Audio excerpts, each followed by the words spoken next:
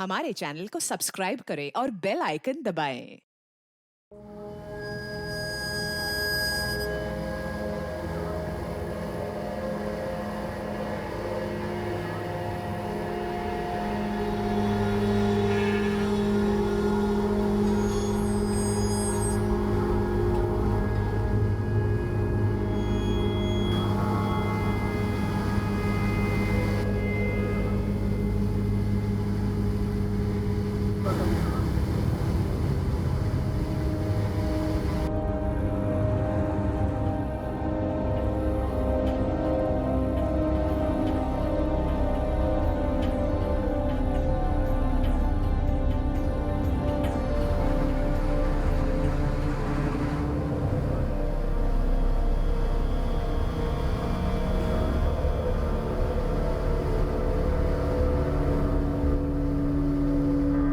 एक केस की छानबीन ऊपर के लेवल से हो रही थी, लगभग 200 फीट ऊपर से। जी हां, इस केस में क्राइम सीन पर ड्रोन का इस्तेमाल किया जा रहा था ताकि पुलिस को कोई तो सुराग मिले। आखिरकार इस भयंकर जुर्म का हुए 1 हफ्ता बीत चुका था, लेकिन अभी तक कोई लीड हाथ नहीं लगी थी जो मुजरिमों की तरफ इशारा कर सके।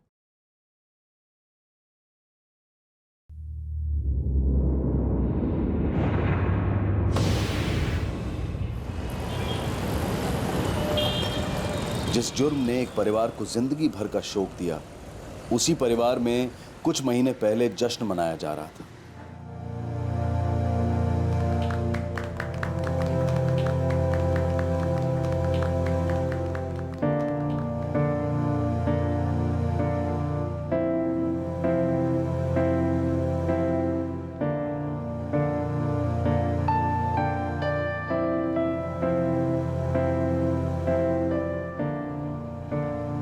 ये तेरी अम्मा और मेरी तरफ से, और ये सिम कार्ड भी। थैंक यू अप्पा। खुश रह। और ये मेरी तरफ से, अपने साथ ले जाना। थैंक यू अम्मा। अरे बस बस आंटी, और कितना खाऊंगा मैं? अरे जब तक मैं देती जाऊंगी खाएगा, समझा? ये ले। अम्मा बस बहुत खा लिया मैंने। अरे चुपचाप खा तू। पायसम लेके आती। आशा, मुझे तुमसे कुछ बात करनी थी। समझ में नहीं आ रहा कैसे कहूँ। तुम मेरे बेस्ट फ्रेंड हो ना, तो हम एक दूसरे से कुछ भी कह सकते हैं, कुछ भी पूछ सकते हैं, है या नहीं? हाँ बाबा। अच्छा सुनो, तुम चेन्नई में अपनी जॉब में सेटल हो जाओ, अपने घर पे सेटल हो जाओ, फिर प्लीज़ मेरे लिए भी वहाँ पे जॉब देख लेना ना। मैं यहाँ बिल्कुल अकेला हो जाऊँगा। मैं तुम्हें बहुत मिस करूँगा। हाँ बाबा, मैं भी बहुत मिस करूँगी तुम्हें। मैं वहाँ पे पक्का तुम्हारी ट्राई करती हूँ, ठीक है? Chennai. Thank you Pooja. Tell me. कल पहुँच रही हो ना? हाँ हाँ, सब सेट है। मैं कल नहीं, परसों सुबह अर्ली मॉर्निंग पहुँच जाऊंगी। फिर फ्रेश होके सीधा ऑफिस। Okay great. अच्छा सुन, कल ना शायद मेरा नाइट शिफ्ट होगा, तो मैं चाबी रिसेप्शन पे रख दूंगी। ओके? हाँ बाबा, ठीक है, बाय।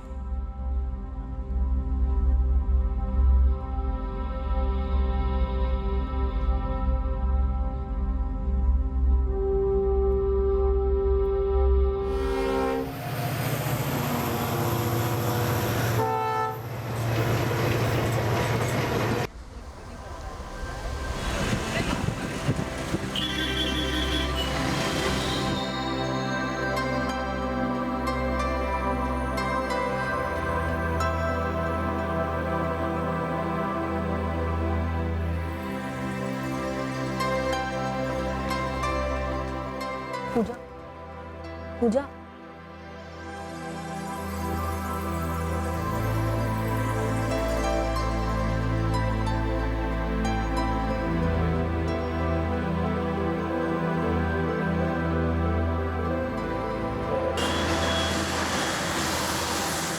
वेलुपुरम की आशा रमन चेन्नई पहली बार रहने आई थी, वो भी नई नौकरी पर।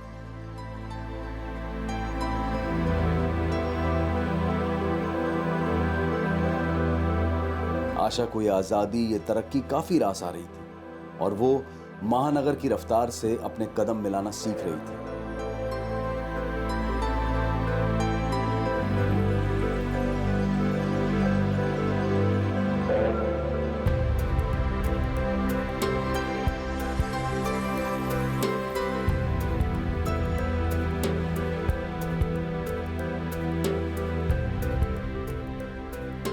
आशा की हॉस्टल रूममेट पूजा जोसेफ भी आशा की तरह चेन्नई में नहीं थी। दोनों में काफी अच्छी दोस्ती जमी और वो दोनों अपने खाली वक्त में पूरा शहर घूमते, एक महानगर के साथ दोस्ती बनाने की कोशिश करते।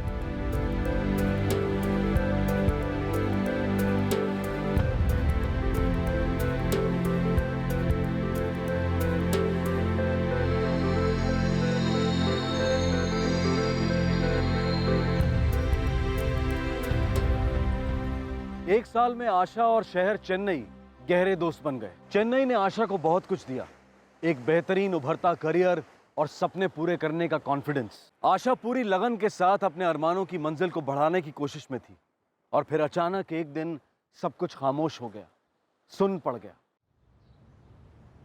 हाय आशा। हाय पूजा।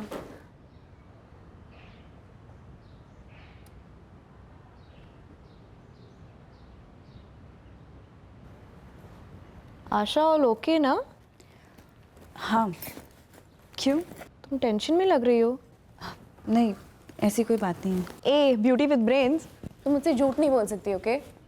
टेल मी। यार पूजा, ऑफिस में ना टीम लीडर ने मुझे एक प्रोजेक्ट दिया था जिसकी डेडलाइन परसों की है। वो प्रोजेक्ट 90% तो कंप्लीट है, पर जितना बचा है ना उसके लिए बहुत ज़्यादा टेंशन हो रही है और मैं बहुत ज़्यादा गिल्टी भी फील करने लग गई हूँ। इसमें गिल्टी फील करने की क्या बात है? Come on Asha, you are a rock star. ऐसी छोटी छोटी बातों को लेके ना टेंशन नहीं लेते। आशा स्माइल, कम ऑन पगली। आशा यू आर लुकिंग ब्यूटिफुल, किसी की नज़र ना लगे। बाय। वो दिन मुझे आज भी याद है जब आशा मुस्कुराते हुए उस दरवाजे से बाहर गई थी। कितनी खूबसूरत, कितनी होनहार, फुल ऑफ लाइफ। मैं नहीं मानती कि जो हुआ है वो हुआ है। मैं ये मानना चाहूंगी कि वो नहीं हुआ है। मैं ये मानना चाहूंगी कि मेरे रूम की बेल बजे, आशा अंदर आए, हम खूब खिलखिला के हंसे, दुनिया भर की बातें करें और मस्ती करने के लिए निकल पड़े।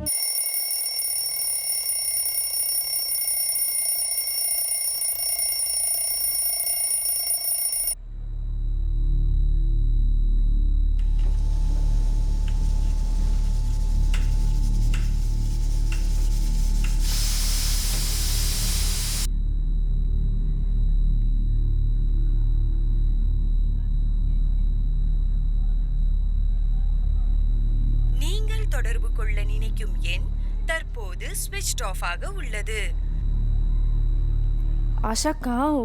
भूख लग रही है मुझे, डिनर पर वेट कर रही हूँ यार।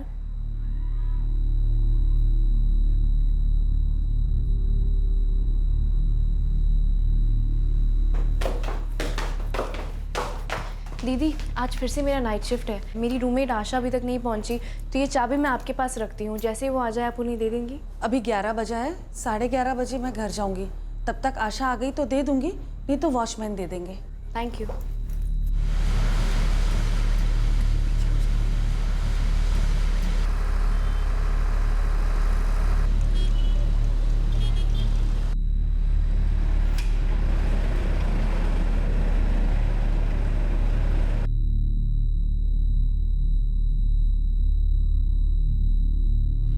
दीदी आशा ने नहीं ली? वो तो आई नहीं अब तक। क्या? काम पे शायद उनको देरी हो गई होगी। देर?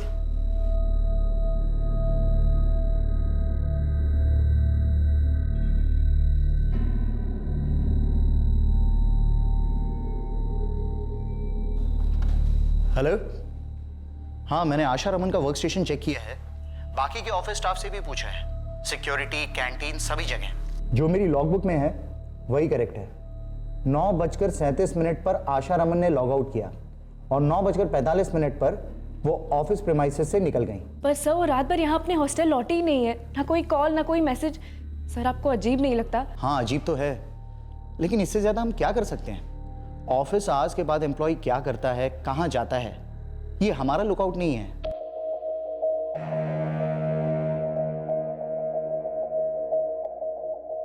नहीं लौटी का क्या मतलब? पूजा, उसके ऑफिस वालों ने क्या कहा? अंकल वो लोग कह रहे हैं कि वो रात को ऑफिस से निकल गई थी, लेकिन मैंने कितने कॉल्स किए, एसएमएस किए, कोई रिस्पॉन्स ही नहीं आया। बेटा, तुम्हें कुछ भी पता चले तो मुझे जरूर खबर करना। जी अंकल। क्या हुआ? आशा की रूममेट पूजा का फोन था। वो कह रही थी कि आशा कल रात हॉस्टल नहीं आई। फोन लगाइए, आशा को फोन लगाइए। நீங்கள் தொடர்பு கொள்ள நினைக்கும் எண் தற்போது ஸ்விட்ச் ஆஃப் ஆக உள்ளது.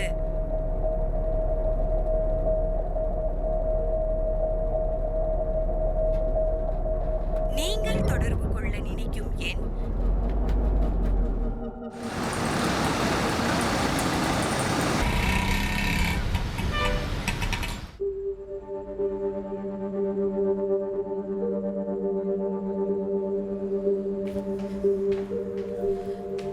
कुछ पता चला? नहीं आंटी, मैंने आशा के शिफ्ट के हर कॉलीग को कांटेक्ट किया, लेकिन सब एक ही बात कह रहे हैं कि आशा 9:45 को ऑफिस से निकल गई थी। उसके बाद किसी को नहीं पता कि वो कहाँ है। ये उसका ऑफिस कहाँ है? मैं चलती हूँ ना आपके साथ।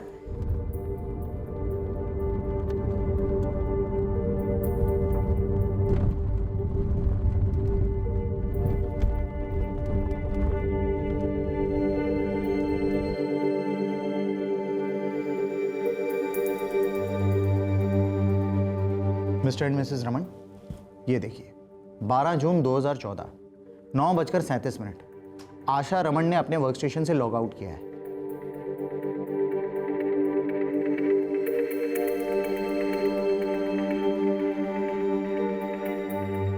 और यहाँ 9:45 आशा रमन ऑफिस गेट के बाहर निकल गई है। क्लियर दिख रहा है। जैसा कि मैंने इन्हें कहा कि ऑफ ड्यूटी पर्सनल लाइफ में एम्प्लॉयज़ क्या करते हैं, कहाँ जाते हैं, इसमें हमारा कोई इंटरेस्ट नहीं है। अंकल आंटी पुलिस कंप्लेंट करते हैं।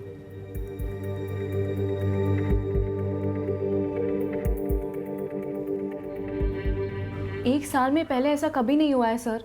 आशा अगर आधा घंटा भी लेट होती तो वो मुझे इन्फॉर्म कर देती थी। ज़रूरी तो नहीं कि आशा आपको हर चीज़ के बारे में इन्फॉर्म करती। क्या मतलब सर? मतलब ये कि उसकी personal life, boyfriend, good friend. नहीं सर, आशा का कोई बॉयफ्रेंड नहीं है, मैं गारंटी दे सकती हूँ। वेल्लूपुरम में कोई प्यार मोहब्बत की स्टोरी, कोई नाराज प्रेमी? तो ठीक है, जैसे ही कुछ पता चलता है हम आपको इन्फॉर्म कर देंगे। वैसे भी इतने बड़े शहर में एक लड़की को ढूंढ पाना थोड़ा टाइम तो लगेगा ही। होटल का नाम मराठिया है, हमारे हॉस्टल से बस 5 मिनट की दूरी पे है। अंकल आंटी हिम्मत रखिए, आशा ज़रूर मिल जाएगी। நீங்கள் தொடர்பு கொள்ள நினைக்கும் எண் தற்போது ஸ்விட்ச் ஆஃப் ஆக உள்ளது.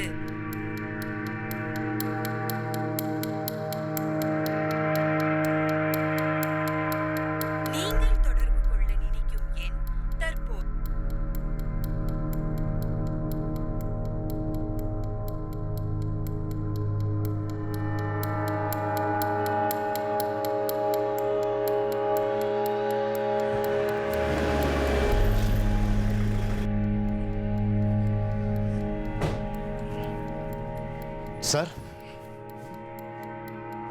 सर कुछ पता चला?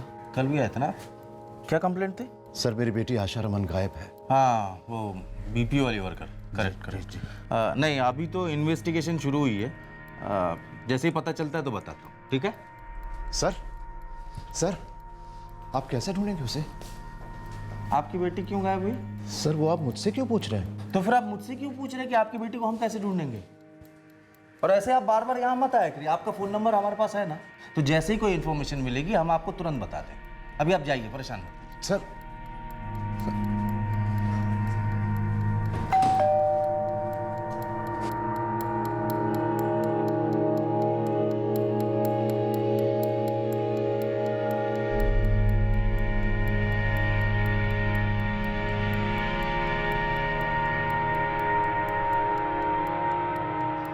आशा की अम्मा के सामने मैं रो नहीं सकता।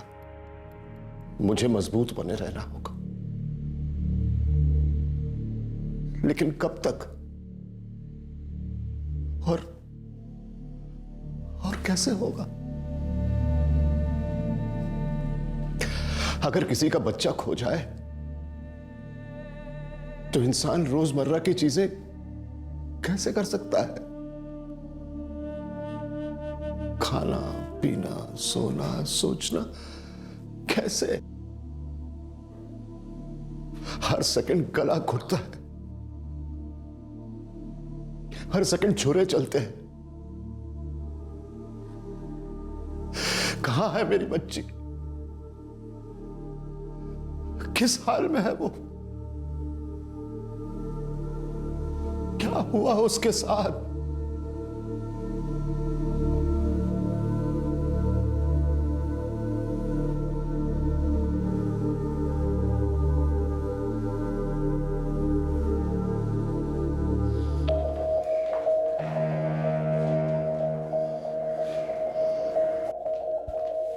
सर, हमारे साहब ने कहा है अब जाएं। आप यहाँ ना आया करें, वो बहुत बिजी हैं, मिलने से कुछ नहीं होगा। 4 दिन हो गए हमारी बेटी को गायब हुए।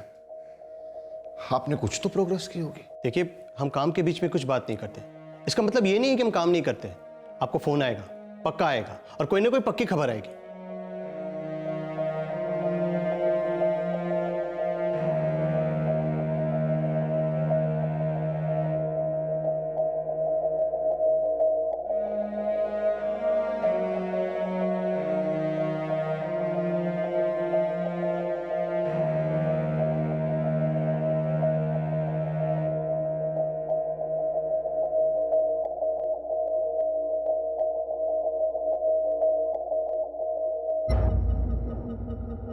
आशा की खबर के इंतजार में उसके माँ बाप का एक एक क्षण तिल तिल कर गुजर रहा था। आंखों में बहते आंसू नींद नहीं आने देते थे और उम्मीद के 2 शब्द धड़कते दिल के शोर में सुनाई नहीं देते थे। लेकिन फिर भी आशा की रूममेट और उसकी खास सहेली पूजा आशा के माँ बाप के साथ डट कर खड़ी थी। पूजा ने उनका वो साथ दिया था जो अक्सर खून के रिश्ते भी नहीं दे पाते। इंतजार के साथ दर्दनाक दिन बीत गए और फिर आया 19 जून का दिन। सर, बहुत जबरदस्त बू आ रही है, लेकिन कहां से वो पता नहीं। तुम लोग वहीं रहो, हम पहुंच रहे हैं।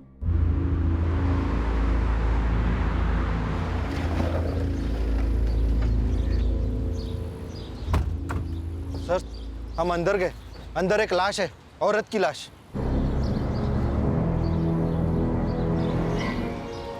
ये तो वही बीपीओ वाली लड़की है ना? क्या नाम बताया था फैमिली में? आशा रमन सर। फैमिली को फोन करो। सर।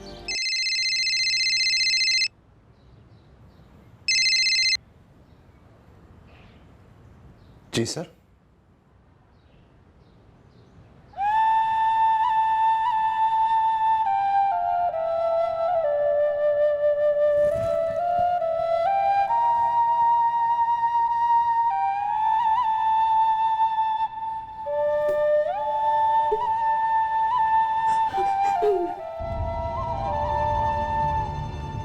आंटी, अंकल संभालिए अपने आप को। पुलिस श्योर नहीं है ना, बस आइडेंटिफिकेशन के लिए बुलाया है। मुझे पूरा भरोसा है कि वो बॉडी आशा की नहीं है।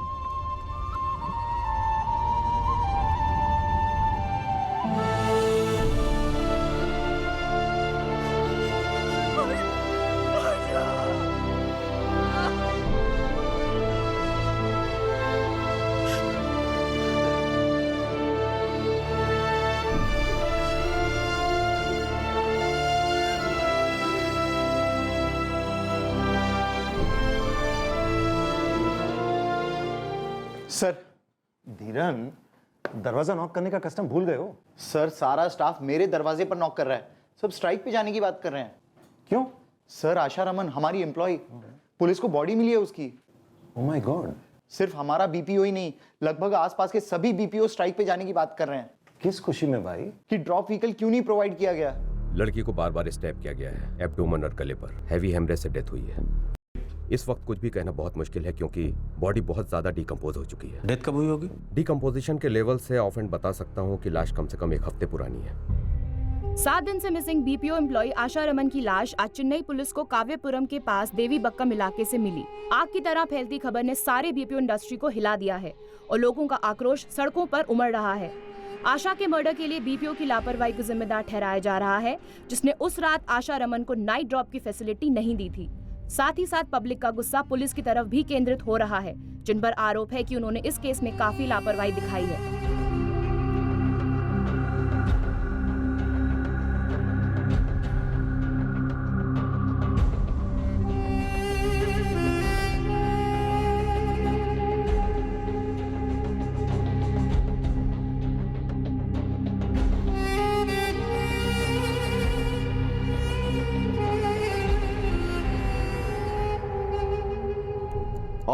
लड़की के फोटोग्राफ सारे स्टेशन में भेजने के अलावा खबरियों को भी एक्टिवेट करने वाले थे। कितने लोगों के साथ बात की, कहां कहां ढूंढा, बीपीओ में क्वेश्चनिंग की, उसके हॉस्टल में, आसपास के इलाके में कुछ किया? सर किसी लीड का इंतजार कर रहे थे। कहां से मिलती है लीड?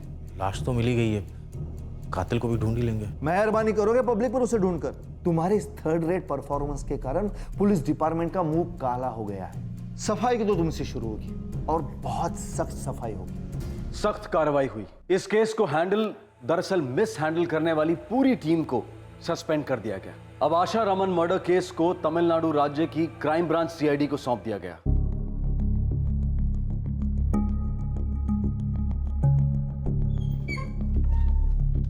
सर, हमारे पास इस वक्त पोस्टमार्टम रिपोर्ट और बीपीओ का सीसीटीवी फुटेज है। और बस सर, इतना ही। शुरुआत के लिए काफी है।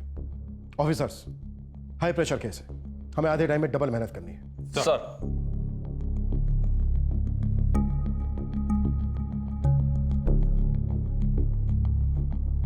पॉज। 9:45 left office. इसके बाद से आशा को किसी ने नहीं देखा और वो हॉस्टल भी नहीं पहुंची। 12 जून की शाम से मोबाइल भी ऑफ है। और उसके 7 दिन बाद आशा की लाश मिलती है देवी बक्कम की झाड़ियों में। चलो मान लेते हैं ये है एक्सेस पॉइंट कंपनी और यहां से ईस्ट में 600 मीटर की दूरी पर है ओल्ड देवी बक्कम की झाड़ियां, मार्श लैंड। शायद आशा चलकर गई होगी। सर, उस एरिया में रात के 9 बजे के बाद पब्लिक ट्रांसपोर्ट नहीं मिलता। वो इलाका काफी सुनसान है। सर एक्चुअली सब एम्प्लॉयज ग्रुप में ही जाते हैं, हम सब चलकर ही जाते हैं। ऑफिस मेन रोड से थोड़ा दूर है ना। टाइम कितना लगता है? यही कोई 10 मिनट। रात को वहाँ ज़्यादा सवारियाँ नहीं मिलती, इसलिए हम अंदर नहीं जाते, ज़्यादा यहीं पे खड़े रखते हैं। मतलब अगर उस ऑफिस में से किसी को रिक्शा चाहिए तो उसे यहाँ तक पैदल ही चलकर आना पड़ेगा? हाँ सर, लेकिन अक्सर ऐसा कम होता है, बहुत कम लोग चल कर आते हैं क्योंकि ऑफिस का कोई कार या टेम्पो उन्हें यहाँ ड्रॉप कर देता है। हम भी ट्रांसपोर्ट प्रोवाइड करते हैं, कम से कम मेन रोड तक। उसका फिक्स टाइमिंग होता है। काम का भी फिक्स टाइमिंग होता है जो ट्रांसपोर्ट के टाइम से मैच होता है? वो कैसे हो सकता है ऑफिसर, काम तो आगे पीछे होते रहता है। लेकिन ट्रांसपोर्ट आगे पीछे नहीं होता। देखिए, सभी लोग मेन रोड तक चलकर जाते हैं, कभी ना कभी। मैं खुद गया हूँ, जब कार खराब हो या जो भी, हम ग्रुप्स में जाते हैं। और ट्रस्ट मी, आज तक ऐसा कभी कुछ नहीं हुआ है। लेकिन अब हो गया, वो भी मर्डर आपकी एक 24 साल की एम्प्लॉय का, जो ग्रुप में नहीं, अकेले पैदल चलकर जा रही थी। गेट से लेकर मेन रोड तक कितना सुनसान रास्ता है, लेकिन ये पता होने के बावजूद आप अपनी फीमेल एम्प्लॉयज के लिए ट्रांसपोर्टेशन प्रोवाइड नहीं करते। बेसिक कॉमन सेंस कहता है वाइस प्रेसिडेंट साहब कि अगर आपकी कोई फीमेल एम्प्लॉय रात को 9:45 पर यहाँ से मेन रोड के लिए जा रही है और आपके फिक्स ट्रांसपोर्ट का टाइम निकल चुका है, तो आपको या फिर आपके किसी भी बाप को उस एम्प्लॉय को वहां तक पहुंचाना चाहिए। मुझे पता होता तो मैं श्योरली ये सर, आशा ने मुझसे कुछ कहा ही नहीं। अगर बोला होता तो हम टैक्सी मंगवा देते। कितनी आसानी से पल्ला झाड़ दिया ना आप लोगों ने। लेकिन हम ऐसे नहीं,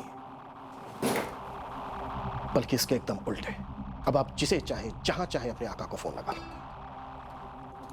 हम आपकी हालत पतली करके रहेंगे।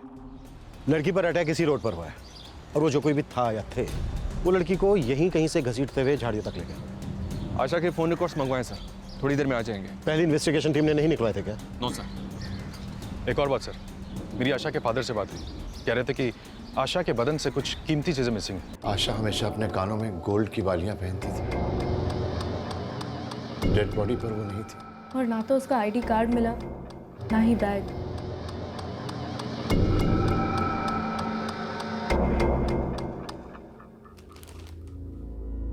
सिर्फ कपड़े, जूते या कुछ और नहीं मिला लाश के साथ? नहीं सर, कुछ और नहीं मिला। जो मिला वही जमा हुआ है। आशा का आई कार्ड, जूते, पर्स, सोने के इयररिंग्स, ये सारी चीजें मिसिंग हैं। लेकिन पहली टीम ने कोई सर्च नहीं की। नहीं सर, काफी झाड़ियां, उन्होंने कोई सर्च ऑपरेशन नहीं किया। ये तो सरासर लापरवाही है। प्रभाकर सर, ड्रोन मंगवाओ। Yes sir.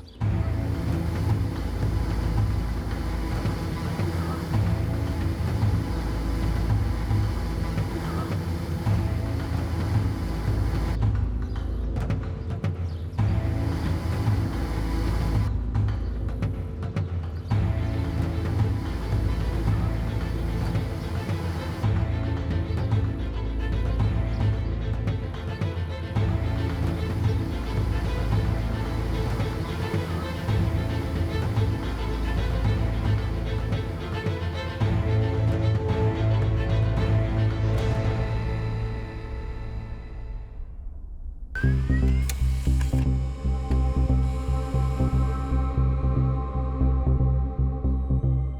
Asha Raman dual SIM वाला इंस्ट्रूमेंट यूज करी थी, लेकिन एक भी कार्ड उसके नाम पर नहीं था। अजीब बात है। किसके नाम पर है ये सिम कार्ड्स? सर एक गजानन कुरुसर है और दूसरा है किसी हरीश अय्यर के नाम।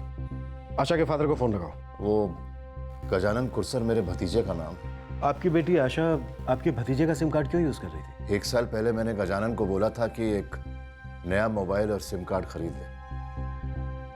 मैं आशा को उसके जन्मदिन पर एक सरप्राइज गिफ्ट देना चाहता था, तो वो खरीद के ले आया, मोबाइल और सिम कार्ड दोनों। और ये सिम कार्ड भी। मिस्टर रमन, ये हरीश अय्यर कौन है? हरीश अय्यर? सॉरी, मैं किसी हरीश अय्यर को नहीं जानता sir. Thank you mister Raman. Harish Iyer वाले सिम कार्ड से जिन जिन नंबरों को कॉल किया गया है सबको फॉलो करो। लेफ्ट में वहां पे कुछ दिख रहा है, यहाँ पे।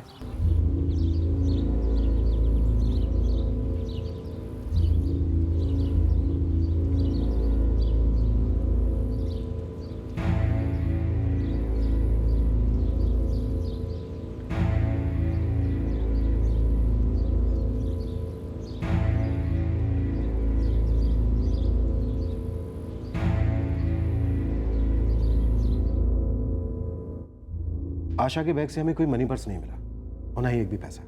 ऐसा कैसे हो सकता है? ऑफिस से कोई ट्रांसपोर्टेशन था नहीं, तो उसको ऑटो, बस या फिर टैक्सी लेनी थी, तो इसके लिए उसके पास पैसे तो होने चाहिए थे। हाँ सर, आशा हमेशा कैश कैरी करती थी अपनी मनी पर्स में। इनफैक्ट उस दिन भी वो अपना मनी पर्स साथ में लेके गई थी। डॉक्टर, जहां लाश मिली उससे 10 मीटर दूर झाड़ियों में ये चाकू मिला। मैं ये खून के धब्बे आशा के ब्लड सैंपल से मैच करूंगा। कल शाम तक रिपोर्ट आ जाएगी। Thank you sir.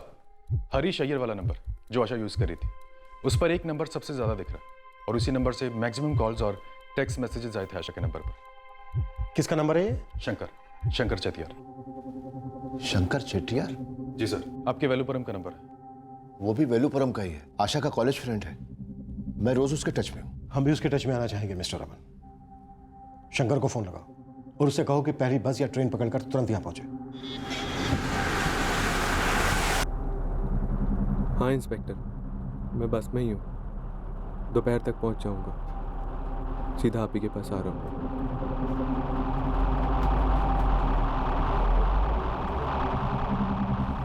आशा, मुझे तुमसे कुछ बात करनी थी। समझ में नहीं आ रहा कैसे कहूँ। सर एक्चुअली ये जो दूसरा सिम कार्ड है ये मैंने ही खरीदा था और आशा को दिया था जब कुछ महीने पहले मैं चेन्नई आया था तब। आशा, मैंने ये सिम कार्ड खरीदा है और ये सिम कार्ड मेरी और तुम्हारी बातों के लिए और मैसेजेस के लिए है। Exclusive and all. यार this is too much. And खास खास तो तुम हो ही, सबसे खास। कुछ था तुम दोनों के बीच? Good friends sir, college friends. बस? श्योर? नहीं सर, एक्चुअली मेरी तरफ से फीलिंग्स थी, लेकिन मैंने उसको कभी कुछ बोला नहीं था।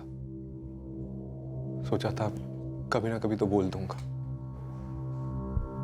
लेकिन क्या पता था कि ये दिन कभी नहीं आएगा। दोस्ती थी, फीलिंग्स थी, पर ये दूसरे नंबर की क्या जरूरत पड़ गई? सर एक्चुअली दिन में हम कई बार बात करते थे, काफी मैसेजेस भी करते थे एक दूसरे को। आशा मेरे लिए चेन्नई में जॉब ढूंढ रही थी, तो मैंने सोचा अगर अलग सिम कार्ड हो तो बेटर रहेगा। मजा नहीं आया जवाब में, पर कोई नहीं, मान लेते हैं कि प्राइवेसी के लिए तुम्हें अलग नंबर चाहिए था, पर ये जो दूसरा सिम कार्ड था ये किसी हरीश अय्यर के नाम पर था।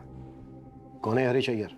सर एक्चुअली चेन्नई आने से पहले मैंने बहुत जल्दी में ये सिम कार्ड खरीदा था अपने वेलुपुरम में किसी दुकानदार से। दुकानदार ने कहा कि अगर अर्जेंट चाहिए तो एक रेडी सिम कार्ड है। उसका कस्टमर था हरीश अय्यर नाम का, उसने मंगवाया था, बाद में उसने लिया नहीं, तो दुकानदार ने वही सिम कार्ड मुझे दे दिया और मैंने आशा को। फिर से मुझे नहीं आया शंकर। वेल्लुपुरम वाले दुकानदार का नाम? सुंदर पी राजा। सर मेरा दोस्त है, अच्छा आदमी है वो। अच्छा आदमी है, तुम अच्छे आदमी हो, सब अच्छे आदमी हैं, लेकिन हम बहुत बुरे आदमी। और खासकर झूठ बोलने वाले के लिए डबल बुरे। दुकान का नाम और एड्रेस लिखा दो। जी सर।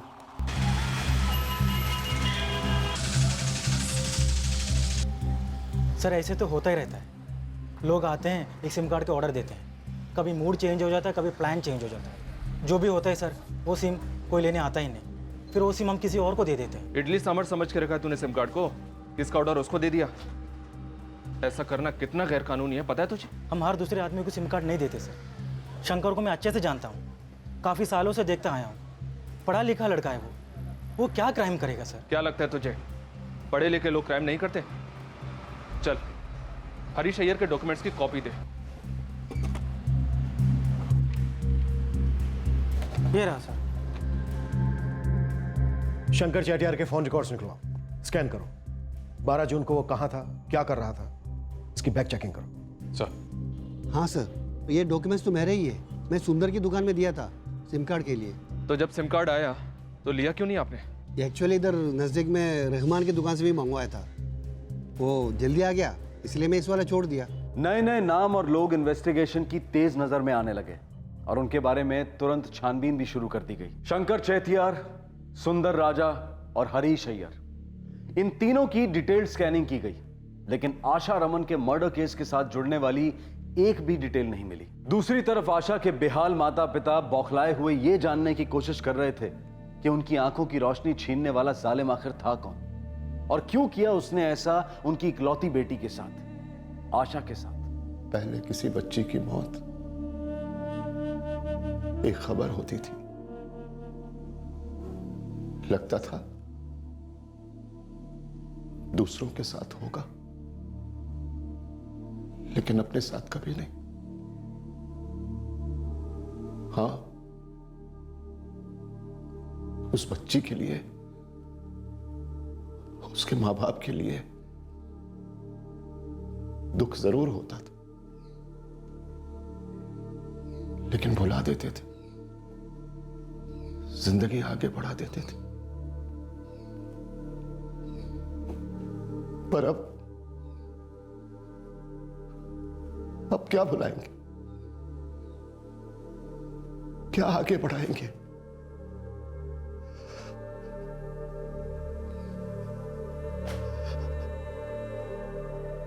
ऐसे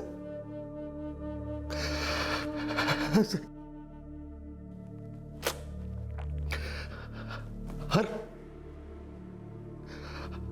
जगह मारा मेरी बच्ची को, हर जगह झाड़ियों में फेंक दिया। क्यों क्यों?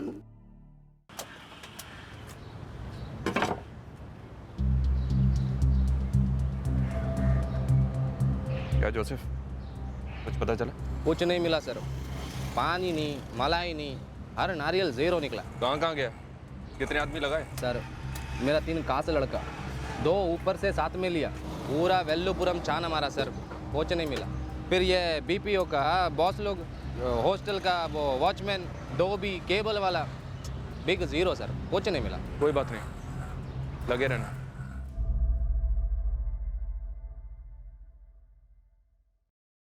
वैसे सर पर्सनल या प्रोफेशनल जैसा कोई एंगल बनता नहीं है। शायद नहीं बनता, लेकिन ऑफिसर्स ये भी तो हो सकता है कि आशा ऑफिस से रिक्शा स्टैंड तक अकेली पैदल जा रही हो और किसी अज्ञात आदमी ने अकेली लड़की समझकर उस पर अटैक कर दिया। मनी पर्स और सोने के इयरिंग्स गायब है सर, चोरी का मोटिव होगा। रास्ता बहुत सुनसान है सर, अगर आशा चिल्लाई भी होगी तब भी किसने सुना होगा उसे? छुरे पर जो फिंगरप्रिंट्स मिले थे सारे हिस्ट्री शीटर के साथ मैच करवा रहा। गुड। अगर ये अज्ञात लोग हैं जिन्होंने सिर्फ चोरी के मकसद से ये मर्डर किया है, तो हमें जल्द से जल्द इन तक पहुंचना होगा, क्योंकि पॉइंट ए, ये शहर छोड़कर भाग सकते हैं या ऑलरेडी भाग गए होंगे। पॉइंट बी, ये आदमी या गिरोह जो भी है दोबारा स्ट्राइक कर सकता है।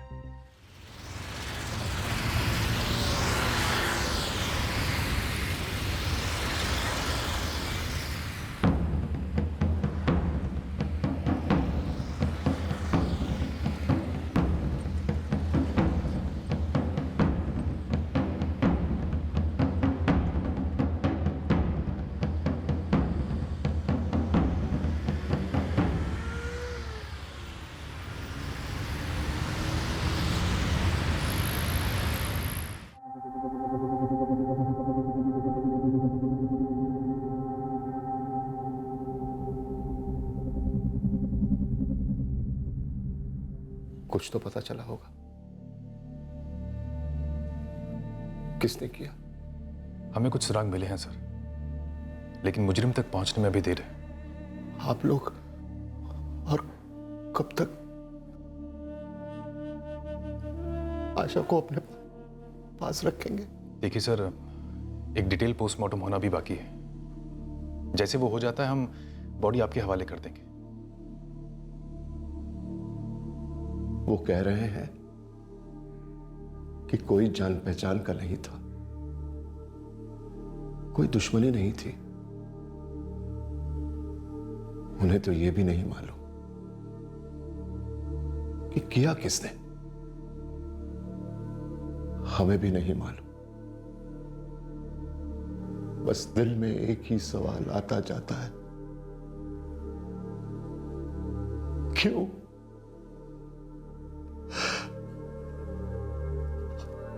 हमारी बेटी क्यों?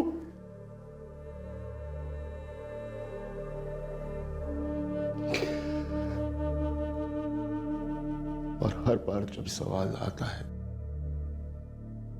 तब ऐसा लगता है अब जवाब आएगा, अब जवाब आएगा। लेकिन जवाब नहीं आता। शायद कोई जवाब है ही नहीं। इस मर्डर केस की पहली इन्वेस्टिगेटिंग टीम ने कोई मेहनत नहीं की थी और जाहिर है कि उनके हाथ कुछ नहीं लगा था। दूसरी investigative team crime branch CID की थी। उन्होंने हर मुमकिन तरीका, हर मुमकिन एंगल और हर खबरी नेटवर्क को टटोला, लेकिन इस सब के बावजूद भी उनके हाथ कुछ नहीं लगा। पुलिस के पास अगर कोई क्लू था तो बस वो सीसीटीवी फुटेज जिसमें आशा ऑफिस कंपाउंड से बाहर जाते हुए नजर आ रही थी। वहां से अकेले चलकर मेन रोड पर जाते वक्त उसके साथ क्या हुआ था, कौन घात लगाए बैठा था उसके लिए, ये सारे सवाल इन्वेस्टिगेटिव टीम को हर पल कुरेद रहे थे।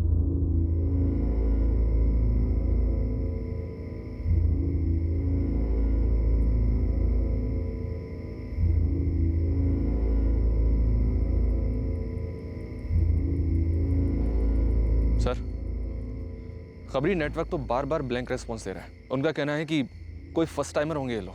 सर, छुरे पर मिले फिंगरप्रिंट सारे स्टेट की पुलिस स्टेशन और जेल्स में भेजे गए, मैच करवाए गए, मगर कोई भी मैच नहीं मिला। ये लोग आउट ऑफ स्टेट के हो सकते हैं सर, इसलिए हमने नेशनल डेटाबेस से भी मैचिंग की, पर कोई रेस्पॉन्स नहीं मिला। हम जहां खड़े हैं वो भी यहीं खड़ा होगा और शायद आशा वहां कहीं से आ रही होगी। और प्रभाकर सर, इस इलाके में चारों ओर जितने भी सीसीटीवी कैमरास हैं सबकी फुटेज मंगवाओ। 12 जून की शाम से लेकर 13 जून की सुबह तक सारे सीसीटीवी फुटेज चेक करो, एक भी कैमरा छूटना नहीं चाहिए। लेकिन सर, कैमरास तो कई सारे होंगे, मे बी मोर देन 100। जानता हूं, लेकिन यही एक हमारे पास रास्ता है और मंजिल भी। आई एम श्योर प्रभाकर, किसी ना किसी कैमरे ने उस कातिल को जरूर कैद किया हो। वो अज्ञात लोग हैं सर, हम पहचानेंगे कैसे? पहले फुटेज देखते हैं, क्या पता कातिल हमसे अपनी पहचान खुद ही करवा दे।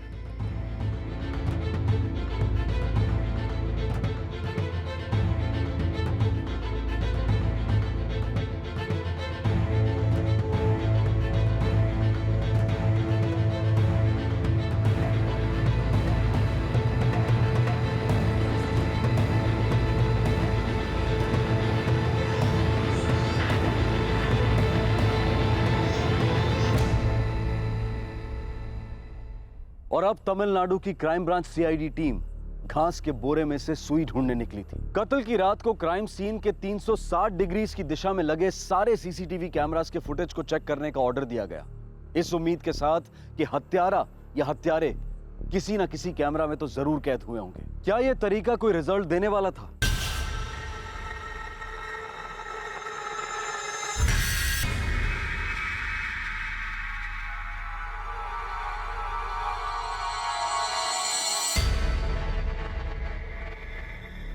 पुलिस अंधेरे में तीर चला रही थी और अंधेरे में चलाए गए इस तीर ने अंधेरे की काली चादर में छेद किया और एक ऐसे शख्स को सामने लेकर आया जिसका चेहरा नकाब में लिपटा हुआ था, छुपा हुआ था। यह एक सवाल और सवालों को पैदा करने लगा और फिर उठे इतने सारे सवाल कि उनके जवाबों में ही इस केस का हल सामने आने लगा। क्या था ये सवाल जवाब का सिलसिला, ये पता लगाएंगे कल रात 11 बजे इस केस के दूसरे और आखिरी भाग में। इस विचार के साथ आपसे विदा लेते हैं कि क्राइम नेवर पेज ये सिर्फ एक कहावत नहीं बल्कि पुलिस फोर्स का गुरु मंत्र है जिसे जपते हुए वो अपनी ड्यूटी निभाते हैं। और जब भी कभी उनके काम में कोई कमी रह जाती या कोई गलती हो जाती तो यही मंत्र उन्हें दोबारा उनकी मंजिल की तरफ ले जाता कि क्राइम करके कोई नहीं बच सकता, कभी नहीं। आपसे फिर मुलाकात होगी इस केस के दूसरे और आखिरी भाग में कल रात 11 बजे। तब तक सुरक्षित रहें और देखते रहें क्राइम पेट्रोल सतर्क। सबक एक को, सीख हम सबको। जय Hind. For more updates, subscribe to our channel, click the show links and enjoy watching the videos.